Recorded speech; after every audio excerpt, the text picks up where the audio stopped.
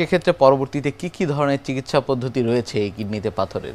কিডনিতে পাথর যদি খুব ছোট থাকে, যেমন 4 মিলিমিটার বা তার থেকে ছোট, এবং পেশেন্টের তেমন কোনো সিমটম নাই, মেজর কোনো অবস্ট্রাকশন নাই, আমরা এই ক্ষেত্রে পেশেন্টকে অবজার্ভ করি। পেশেন্টকে বলি যে আপনি জগিং করবেন, পানি বেশি খাবেন, কারণ 4 মিলিমিটার সাইজের পাথর অ্যাবাউট 70% স্পন্টেনিয়াসলি, মানে নিজের থেকে চলে যেতে পারে, পাস করে যায় ইউরিনের সাথে। সো আমরা তখন অবজার্ভ করি, কোনো চিকিৎসা দিই না।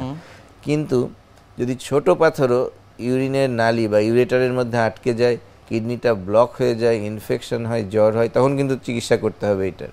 আচ্ছা, যদি 4 মিলিমিটারের বড় পাথর হয় তখন আমরা ট্রিটমেন্টের চিন্তা করি। এটা যদি কিডনির মধ্যে থাকে তাহলে কতগুলো ট্রিটমেন্ট আছে। একটা আছে যে extra corporeal shock wave lithotripsy, মানে বাইরে থেকে, শরীরের বাইরে থেকে শক ওয়েভ দিয়ে পাথরটা ক্রাশ করে দেওয়া হয় এবং পরে পাথর ইউরিনের সাথে ইউরিনের ফ্লোতে বের হয়ে যায়। এটা একটা অপশন আছে। আর একটা অপশন আছে মিনিমাল ইনভেসিভ, যে আমরা কোনো কাটাছেঁড়া করি না, প্রস্রাবের রাস্তা দিয়ে আমাদের একটা ইউরেটারোস্কোপ আছে, ফ্লেক্সিবল মেশিন, ওটা দিয়ে আমরা কিডনিতে যাই, ওটা দিয়ে আমরা পাথরটা ধরে আনি। অনেক সময় লেজারের সাহায্যে এটা গুঁড়া করে ভেঙে দিই। আর একটা যেটা মোস্ট কমন অধিকাংশ ক্ষেত্রেই করা হয় সেটা হচ্ছে পিসিএনএল বলে। সেটা হচ্ছে পিঠের পিছন দিকে এখানে ছোট একটা কি হোল করে, ওই কি হোল দিয়ে আমরা ঢুকে পাথরটাকে ফ্র্যাগমেন্ট করে ফ্র্যাগমেন্টগুলো বের করে আনি। এটাতে যে কোনো ধরনের বড় ছোট সব পাথরই বের করা যায়। আর ওপেন অপারেশন তো আছে, আজকাল ওপেন অপারেশন একেবারে উঠে গেছে বললেই চলে, কারণ অনেক কমপ্লিকেশন হয়, সেজন্য আমরা ওপেন করি না। আইদার ওই পিছন দিয়ে যেটা RIRS অথবা এখানে PCNL যেটা বললাম ওইটা করি সাধারণত। আমরা অনেকের ক্ষেত্রেই দেখি যে অনেকে অপারেশনে যেতে রাজি হন না, তাদের ক্ষেত্রে আসলে বিকল্প কোনো ব্যবস্থা রয়েছে কিনা?